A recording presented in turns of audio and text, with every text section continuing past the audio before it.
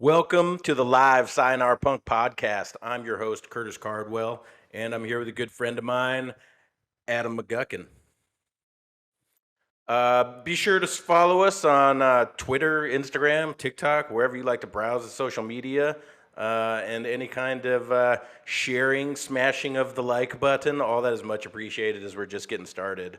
Also, we are doing this as a live show, so if there's any technical difficulties, please bear with us. It's not as easy as it looks. But that said, welcome to the podcast, sir. And I've been starting off everybody kind of with the same question, and that's what's the earliest memory that you have of any kind of media as like a baby? Like, what's the first thing that sits in your mind when you think back to your earliest memory? Huh. Well, kind of the first thing that hit me, but I think there's an earlier memory of that. Remember Fire and Ice Yeah, the heavy metal. in that Wizards show or whatever? You Yep, ever see yep. that one? That was all heavy metal too. Yeah, yeah. I never saw heavy metal, but it was like in that vein. I think it Um, all just comes from the heavy metal magazine. right. Yeah, same Fire and with. Ice is cool. Yeah, I always but said that's those. what you watched for as a baby, Fire and Yeah, I Ice. was like 5 when I saw that shit. I remember watching that when I lived with my grandma. Your grandma had Fire and Ice. Yeah, before my mom and my stepdad got married, we lived with my grandma, and I remember watching that in her house. Same with Wizards, and then we also had what was that like keyboard video game? It wasn't Atari.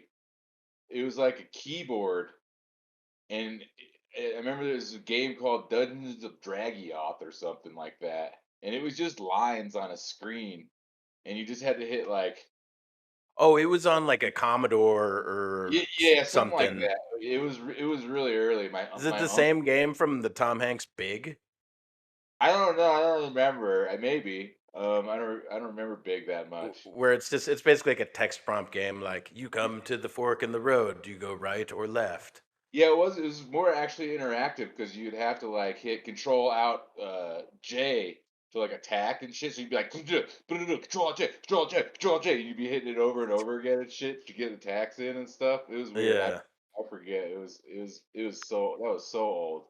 I didn't get into like RPG style stuff till I was older, I think. When I was younger, it was all about like action. I liked a lot of platformers and stuff like that. I did mostly, it's just that, my older brother had it and he was playing it, so I wanted to play it too.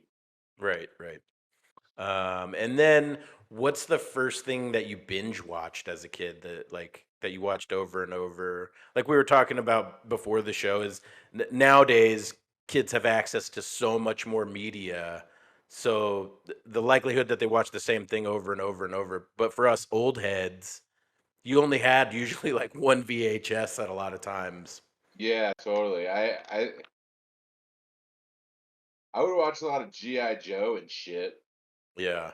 I remember watching He-Man and just watching that a bunch, but, like, movies that I would go tell my mom or something I wanted to watch, Yeah. What was your it was go-to? like Star Wars or even, like, remember the Tom Cruise Legend movie with Oh Tim Curry? yeah. I loved that movie. I watched a lot of that too. I would always be like, "Let's watch Legend again." Like, that was It's dark weird for a how little kid too. The I was killing watching of the all that unicorn. spooky shit when I was a little tiny kid.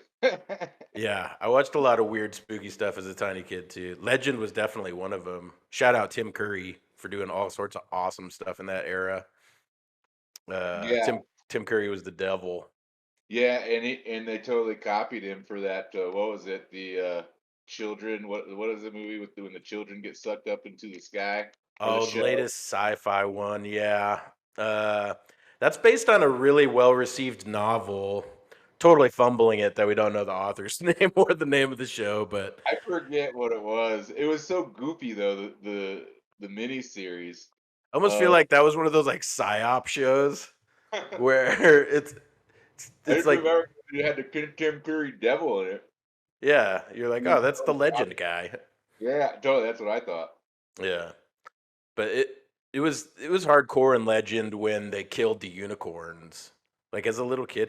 But I feel like Disney had us primed for a lot of that as kids. Like I watched a ton of Disney when I was a little kid, and all of those Disney movies are super dark, where best friends get separated, or parents are dying, or you're slaughtering Yeah, the last unicorn. looking back, the Disney movies were a little fucked up, but I don't think I noticed when I was a kid that much.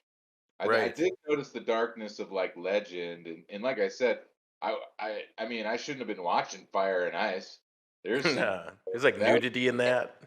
yeah, but people watch a lot of violence.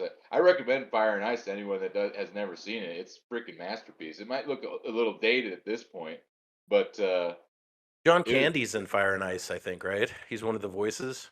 I don't know. I don't I'm know who pretty the sure voice. he is. I'm pretty sure he's like the kind of plump ogre guy. Uh, I think it's John Candy in there. I don't know. It was that's something they should remake. I think somebody was working on it, but they never did it. It did. It got into production, and they spent a lot of money, and then it got shelved again for whatever reason. I met a couple dudes that Should have actually done it, worked man. on I it. think that was. I would have watched that. Yep. It's one of those. I, I think it got shelved because of market questions with it. Like how do we market this and to who? And I don't think the suits could get their head wrapped around it. Where us old nerds, we would watch it no problem. But then what? Like we're too small of the consumption population. Right. They're like, how Right. do we get 14-year-old girls to watch this on Instagram? Yeah. Well, Tigra.